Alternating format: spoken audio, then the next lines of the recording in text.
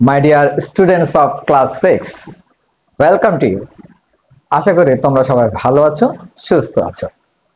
এখন তোমাদের জন্য যে লেসনটা রয়েছে সেটা নিশ্চয়ই বুঝতে পারছো। 10.2 and 10.3 খুব ভালো করে মনোযোগ দিয়ে কোনো রকম স্কিপিং করা ছাড়া পুরো ভিডিওটা দেখো। কয়েক মিনিটের ব্যাপার, কিন্তু তুমি যদি পুরো ভিডিওটা মনোযোগ দিয়ে দেখো তাহলে এখান থেকে তুমি স্পোকেন ইংলিশও শিখে যাবে, প্লাস তোমার একাডেমিক সেকশনে যে হোম টাস্ক বলো বা রেগুলার টাস্ক আছে সেটাও তুমি শিখে যাবে। এখান থেকে শিখে নিতে পারবে যে কিভাবে কোয়েশ্চেন আনসার করতে হয়, কিভাবে ডায়লগ ক্রিয়েট করতে হয় বা তৈরি করতে হয়।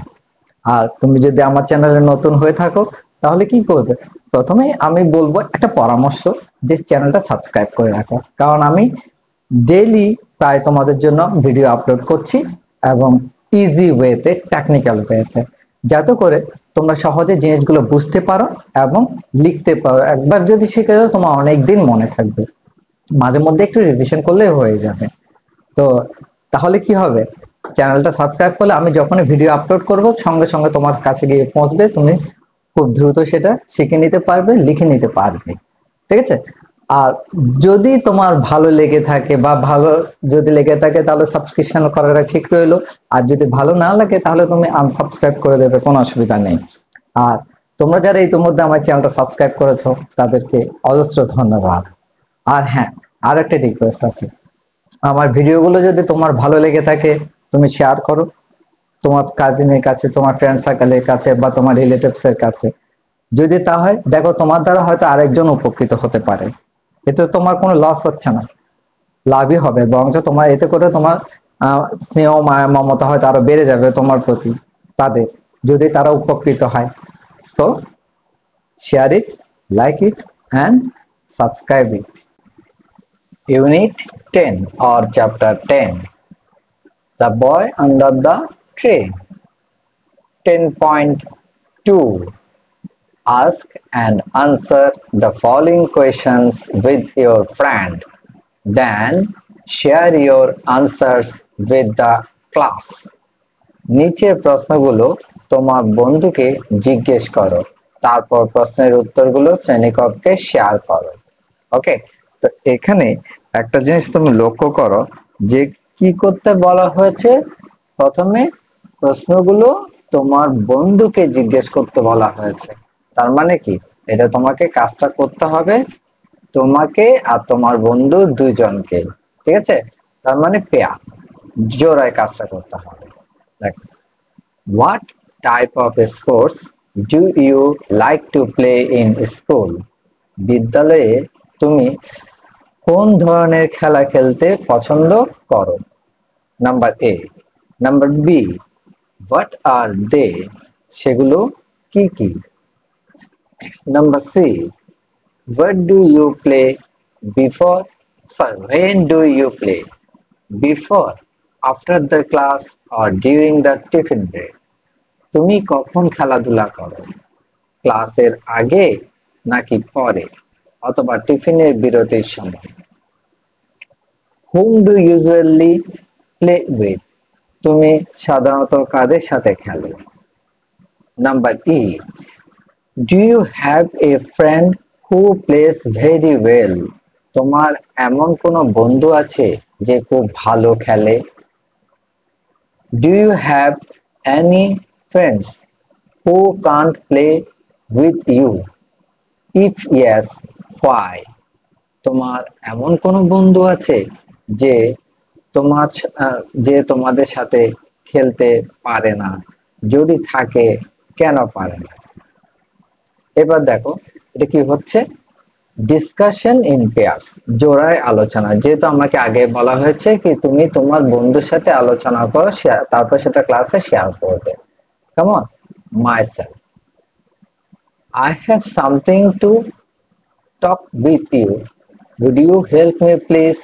অর্থাৎ এটা তুমি তোমার বন্ধুকে বলছো, এর আগে তুমি হয়তো দিতে পারো myself, how are you friend, সে তো তোমাকে বলতে পারে ফাইন থ্যাংক ইউ। এই ধরনের তুমি দুই একটা লাইন চাইলে লিখতেই পারো, লিখলে এটা সুন্দর দেখাবে। আমি জাস্ট এখানে অ্যাপ্রোপ্রিয়েটলি পুরো কোয়েশ্চেন আনসার গুলো লিখে দিয়েছি, যাতে তোমাদের সময় কম লাগে, তোমরা যেন সহজে এটা তুলে নিতে পারো খুব তাড়াতাড়ি করে। তোমার সাথে আমার কিছু কথা আছে, তুমি কি দয়া করে আমাকে সাহায্য করবে? Friend: sure, what about? নিশ্চয়ই, কি সম্পর্কে? I know that you are very fond of games and sports. আমি জানি তুমি গেম এবং খেলাধুলা খুব পছন্দ করো। What types of sports do you like to play in school? What are they and what are they? তুমি স্কুলে কোন ধরনের খেলা খেলতে পছন্দ করো এবং সেগুলো কি কি? Friend: I like to play both indoor and outdoor sports in school. আমি স্কুলে ইনডোর এবং আউটডোর উভয় খেলায় খেলতে পছন্দ করি।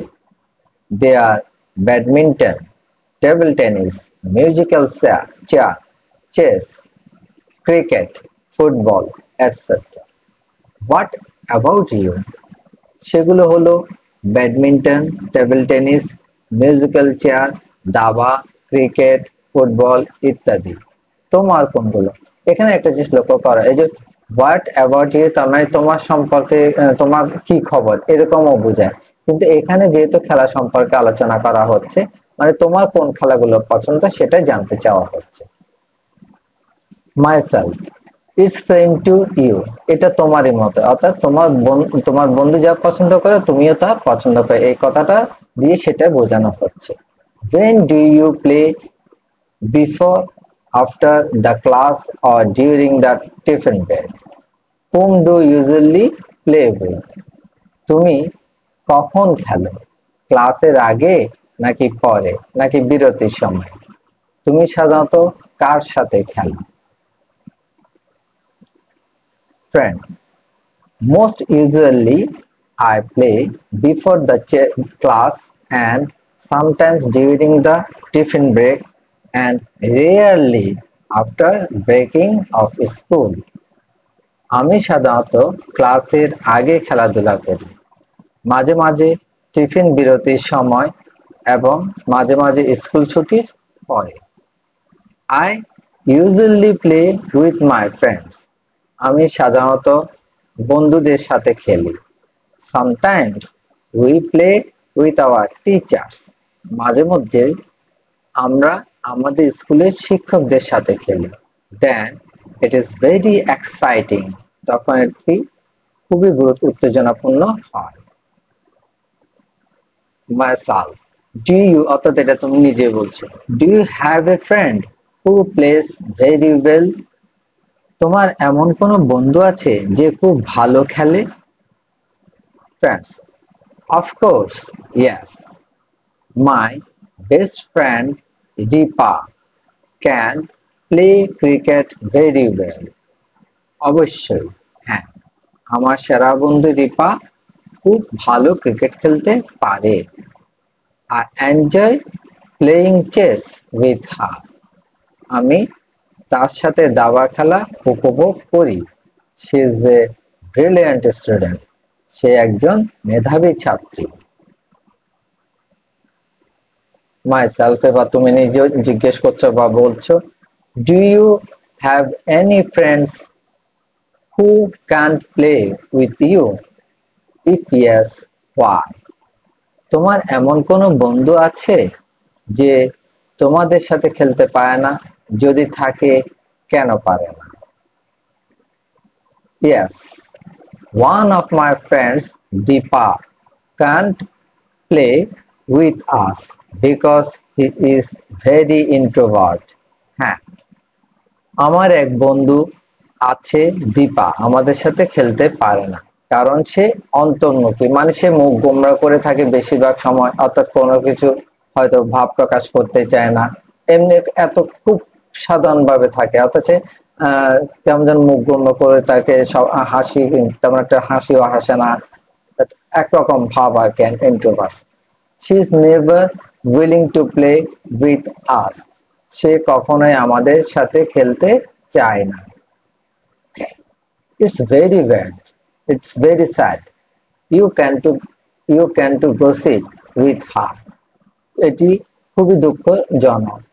এখানে ক্যান, সরি এখানে টু হবে না, কিন্তু এখানে can gossip, you can gossip with her, এটি খুবই দুঃখজনক, তুমি তার সাথে গল্প করতে পারো। এখানে দাঁড়িয়ে হবে ফ্রেন্ড। Okay, thank you. ঠিক আছে, তোমাকে ধন্যবাদ। এখানে তুমি চাইলে আরো কয়েকটা লাইন বাড়াতে পারো, কোনো অসুবিধা নেই।